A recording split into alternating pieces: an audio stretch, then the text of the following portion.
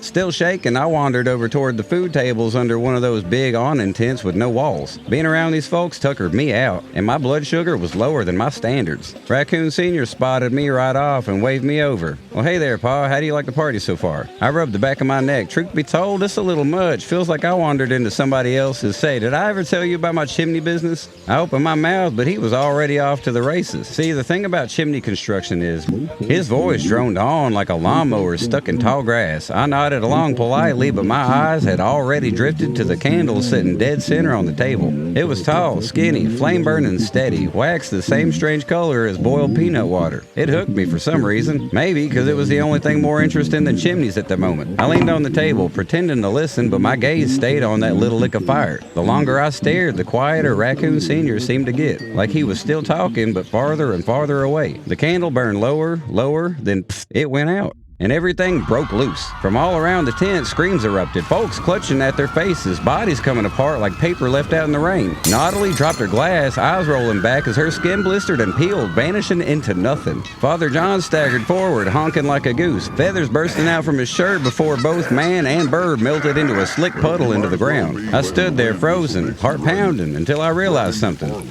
Racoon Sr. was still talking. I turned to him. His face was melting, sagging clean off the bone, and then the skull underneath started running too, dripping like hot wax. His jawbone clacked and crumbled, still rambling about chimney sweeps and soot density like nothing was wrong. And then I felt her breathe behind me. Finally, someone wandered in and broke my bindings. Then the sky cracked, not metaphorically, like literally. A fissure opened straight up the clouds like a windshield hit by a hammer. The sun revealed itself to be a giant eye. It trembled, rolled back into its socket, and closed, plunging the world into night. Lightning struck sideways. You could feel thunder rumble in your chest. The water from the pool slowly spiraled upward like slow-motion tornadoes.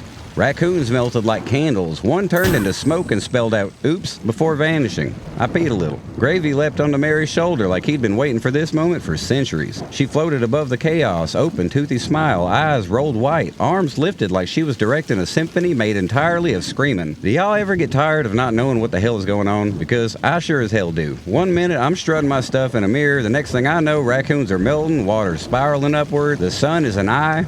I have literally stumbled into the worst timeline. And that's when Natalie arrived. A green triangle formed up in the sky, the lines cutting through it like somebody took a divine box cutter to reality. Natalie dropped through it like a meteor full of attitude. Her mouth snarling below her pale green mask, geometric circles glowing faintly against the green. Hair floating like she had her own wind source. Mary! She shouted. Mary turned midair with a slow smile like she'd been waiting for this.